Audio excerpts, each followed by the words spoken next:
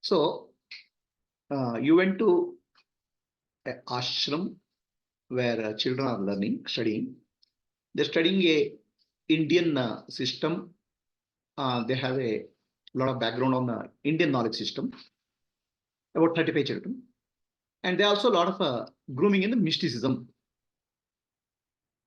So there are the two thought processes. It's called mystics and gnostics. Mystics and gnostics. So gnostics are on the path of jnana, wisdom. Mystics are on the path of mysteries of nature. Mystics and gnostics is general branches in the society. Okay. By and large, human nature gets attracted by mysteries, miraculous, spirituality. People get attracted by mystics and miraculous. This so-called spiritual field is full of stories about some miracles happening. Even from the childhood, okay, children are more attracted to the fantasies, Harry Potter, magical world, or Superman, type of thing. As we grow up, also we are more attracted to these characters, not in a different way. So that's where attraction for mysticism comes into picture. If you look at spirituality as a whole, if you consider 100 people in the society, more than 50 people, they're not bothered with spirituality or anything. Their focus is on day-to-day living. I would say more than, it's larger than that. Most of the people are focused on artha and kama, money and desire. That's all. They're not bothered with anything more than that. Artha and kama. Money and kama means desire, sex, fulfill the desires. Most of the people. Right? These are in general is the society. It will be large portion for society. How large, I don't know, but it's large.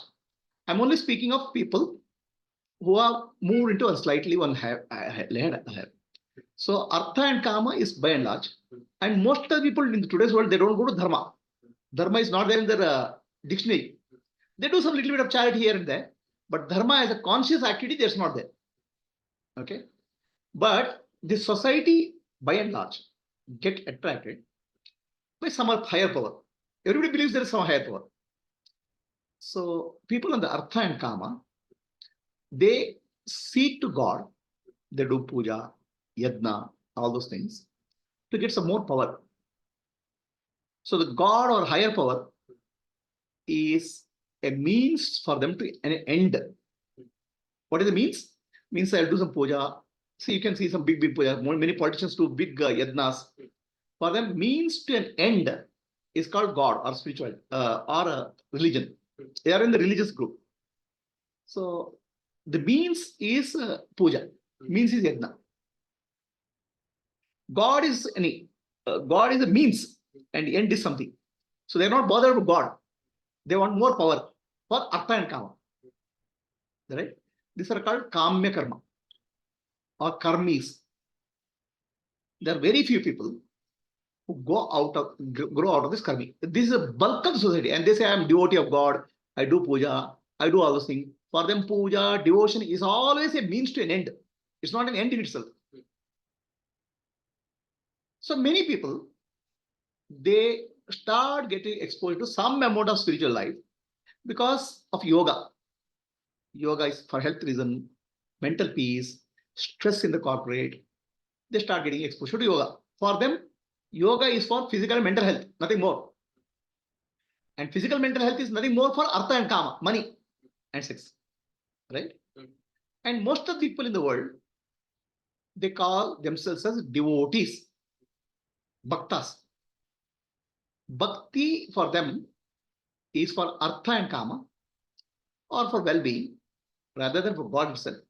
So world is full of bhaktas, devotees. God is a means, not an end. So people going to yoga. And many people, even devotees, they're attracted by miracles. Miracles attract people, right? If you look at very popular saints in India, saints who do miracles are more popular than compared to saints who don't miracles. Correct? Miracles attract people. So these are the people who get attracted by mystical path, some way. So they think that God or higher level reality is something mystical is there. That becomes the mystical path. So in the yoga, there are many yogis, especially Siddhas in Tamil Nadu, then Natha Sampradaya, Naths, Siddhas. They get a lot of siddhis or mastery of the elements, nature. They have a history of uh, living longer, okay, and miraculous powers. So that also attracts many people. In the yogic tradition, a lot of attraction is there for siddhas because they have miraculous powers, and a lot of attraction is there for Babaji, who lived for 2000 years. So living longer, living a healthy life, living miraculous powers, this is what attracts people. Just like children are getting attracted by Superman or Harry Potter, adults also get attracted by Superman, right? And like Paramahansa Yogananda's book, Autobiography of Yogi, Miraculous Powers. So those things attract. For people, first level is spiritual expressions, miracles in general.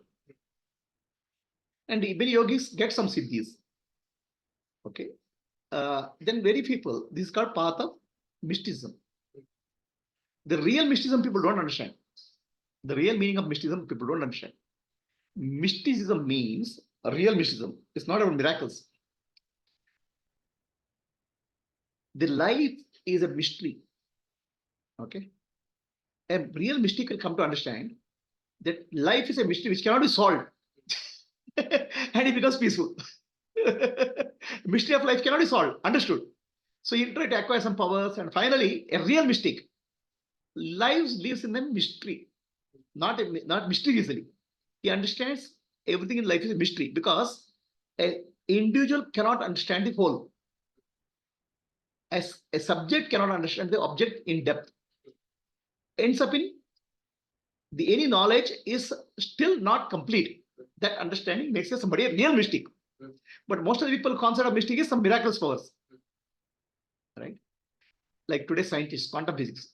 They start the atom, molecule, and then they go to subatomic particles. Then they say everything is disappearing in quantum. They are mystics in that sense. Ultimately, life is a mystery. Real meaning of mystic is mystery. But mystics naming a name has gone to somebody who does miracles. So then comes the Gnostics or Gnani.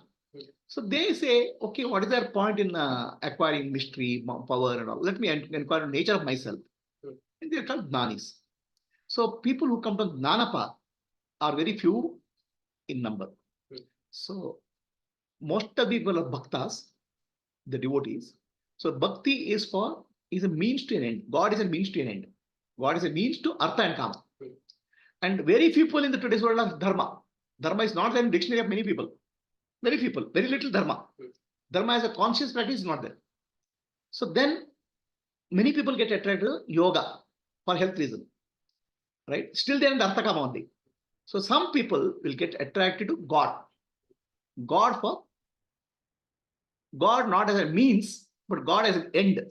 There are very few, not many. So there's a problem here. The problem here is God as a means, God as an end. People think that it's in the domain of monks.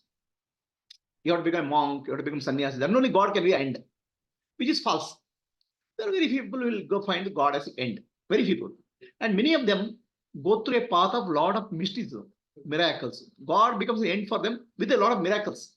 So that's why if you see literature of spiritual literature, full of miracles, many of them, right? And very, very few people come to Gnana. That's called Gnostics. So Gnana is liberation. Gnana is freedom. And this is how the society works also. A primary school will have 10 lakh children.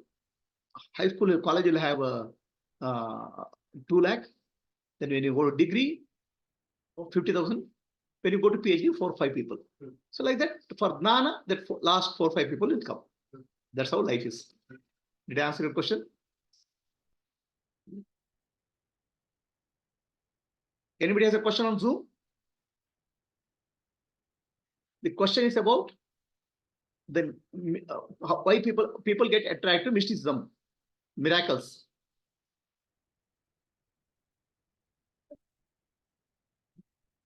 And his observation. His observations, people are, this system teaches more mysticism.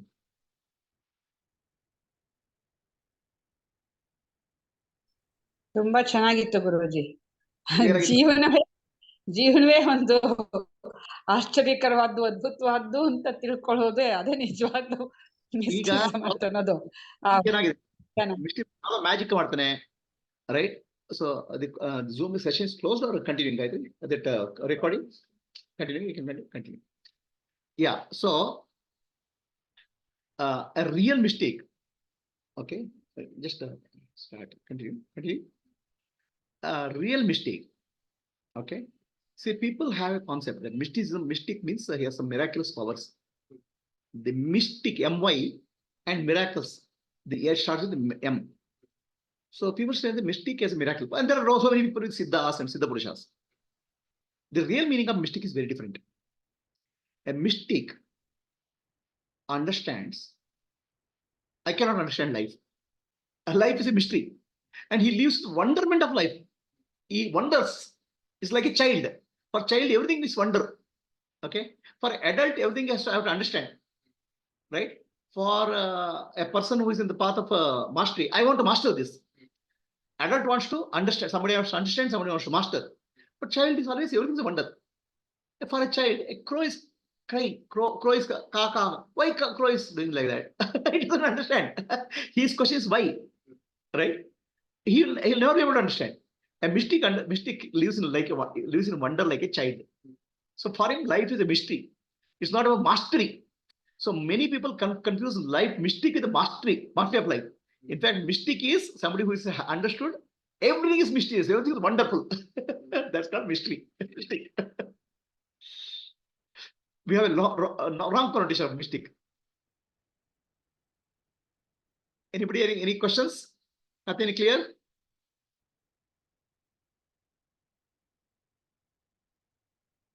Very clear, Guruji. Okay. And Gnostics. Okay. So your next question is about miraculous powers. Siddhis, miraculous powers, right? You spoke about miraculous powers, right? Miraculous powers, acquiring mastery over the nature, and then realization. So can you state the question clearly?